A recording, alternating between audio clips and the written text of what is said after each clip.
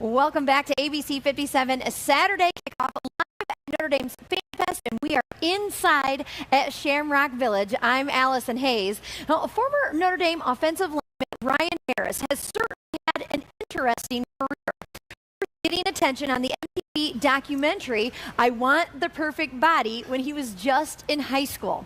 He's taken advantage of every opportunity since then to reach the pinnacle of the sport, but he's proving there's life after football, and he's living it to the fullest. Ryan, let's talk some football. Yeah. It's a homecoming. New Notre Dame Radio Network color analyst Ryan Harris. The defense, Paul. Just the more I watch and the more I read about this defense, they are one of the best defenses in Notre Dame history. Ryan was the starting offensive tackle at Notre Dame from 2003 to 2006. He had his pick of elite programs, including Miami and Michigan. But it was an official visit to South Bend that made the decision for him. It was amazing. It was here at Notre Dame Stadium. There was a guy, after they beat Michigan, everybody rushed the field.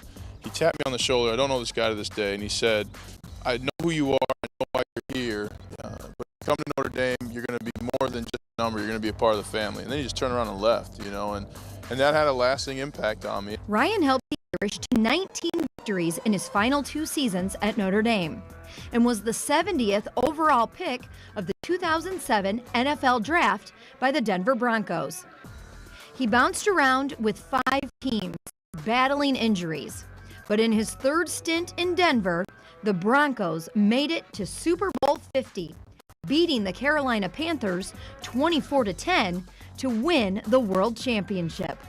Brought it home, baby! Woo! And my NFL career had ups and downs. I mean, every success story has its failures. And for me to be able, my 9th season, after failing 8 times to win a Super Bowl, after going to the team that had drafted me and then released me and then brought me back with the Broncos, it was such an amazing moment. Ryan finished his career with the Pittsburgh Steelers, retiring in 2017 after 10 seasons in the NFL. I mean, my first game at Notre Dame was at Heinz Field playing Pittsburgh. And the last game I played in the NFL was in Heinz Field playing for Pittsburgh. And so that journey, everything in between is just so remarkable, and I'm so grateful every moment. Retirement brought about a new challenge for Ryan: radio. He hosts a sports talk show in Denver, and last season he was the co-host of the official Notre Dame postgame show through Fighting Irish Digital Media. And Paul, another thing to note here today. And this fall, he was named the color analyst for the new radio team of Notre Dame football. I expect this offense to get off to a fast start yet again. Alongside play-by-play announcer Paul Burmeister and sideline reporter Jack Nolan. And I tell you, hey, here's the human element of the game. Here's what it means. Winning a big game like this is what it does for players. This is what it does for his career. I talk to a lot of the scouts that I know in the NFL before the game and during the game, and so I get a lot of information about which guys are going to go into the draft. I can share that information, and so really taking Notre Dame faithful fans into the ins and outs, behind the scenes, and what it sounds like, feels like, the experiences of athletes. While he loves his new role with the radio team, it's his job as father to his daughter Betty and son Will, and a 3rd baby on the way. That's most rewarding. And I love being able to bring them back here to Notre Dame and really to be in their life every day. We moved 18 times in 5 years and had 2 kids in the NFL. I mean, that's a lot of movement. So to slow it down and to contribute, that's what my joy is. And some of that joy has been the most surprising. When I was a player here, after you come out, everybody like, hey, take a picture with my baby, or hey, I was thinking, who brings their kids here? And the moment my son was born, I was like, I got to get him to Notre Dame. Like almost like a baptism of sorts of, he's got to see touchdown Jesus even though he doesn't know it. He's got to get a photo with the Golden Dome behind him even though he doesn't know it. But so being able to bring my son and daughter to the place where I grew up as a man, it was just incredibly powerful.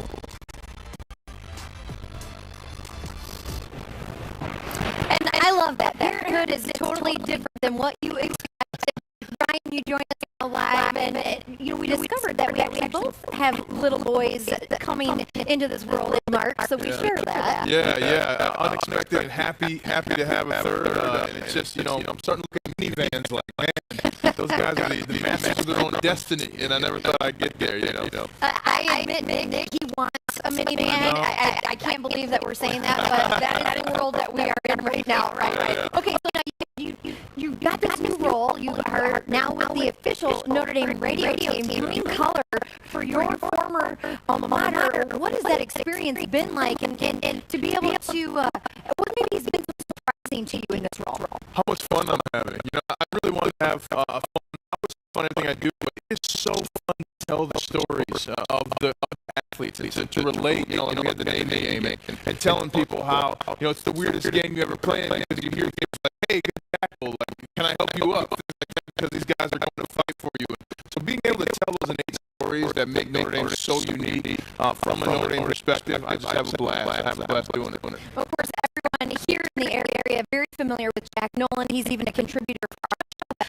How about working with Paul Burmeister? He's a little bit relatively new to some Notre Dame fans, and you guys seem like you already have great chemistry. Yeah, you know, I'm fortunate I've been able to join a lot of teams in my life, so I'm used to meeting somebody and rolling right away. But Paul's the consummate professional.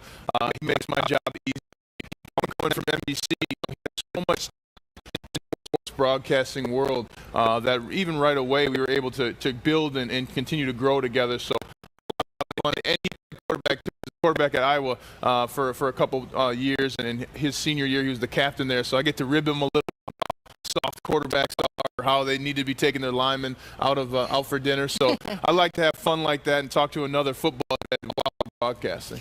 Now you wear a ton of hats. You've got the radio show that you do the radio podcast, of course, and you're also now an author. So I'm going to pull this out. You wrote your first book. Tell me about it. Yeah, Mindset for Masters, Amazon.com.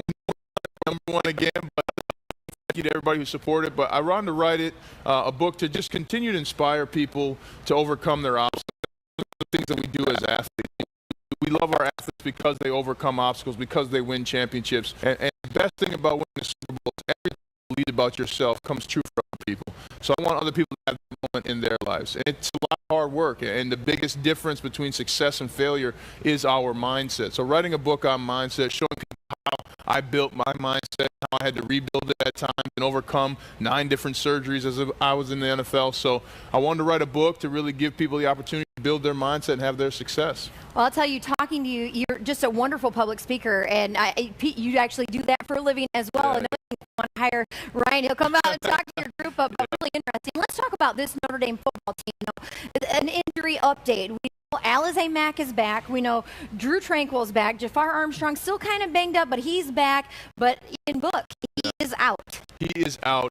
And Brandon Wimbush is in, and one of the good things people forget, Brandon Wimbush had a career passing day, 297 yards the last time he was on the field for the Irish. A player that the whole entire team respects, the whole entire team's excited for him to be playing. I saw at practice yesterday, he's playing catch, high fives, and guys, there's a spark for him getting out there. You got to think about it too, it's senior day. You know, he gets to go out on senior day and perform and beat a Florida State team no matter where they're at in their life. Notre Dame beating Florida State is an awesome accomplishment, and to have that on your resume as a Notre Dame quarterback, hopefully by the end of tonight, will just be a great caveat for him and his career. And also great for him to be in the minds of Irish fans again and remind them that he's the quarterback that helped them beat Michigan without Dexter Williams. You know, and so he's got guys happy for him to be there, excited for him to have success. So I think they'll find it tonight. Well, you were out at practice. Quickly, just let us know what did you see there as we get ready to move on to this game? You know, you mentioned Allison Mack. Allison Mack had a spark to him that I haven't seen in weeks. And part of that was because he was injured, but he's excited to get out there and play. Dexter Williams is focused. Drew Tranquill's engaged, so I think he's healthier than he was last week. So looking for all these things to come together for a big Irish win tonight. Ryan Harris, you can tune in on the radio, listen to the live broadcast tonight. Thank you so much for joining us. And your website is RyanHarris68? Yep, RyanHarris68.com. You can find out everything he's got going on. This is a very busy man. Lucky to have you here on our set with us. Thank you for joining us. Thanks for having us. All right.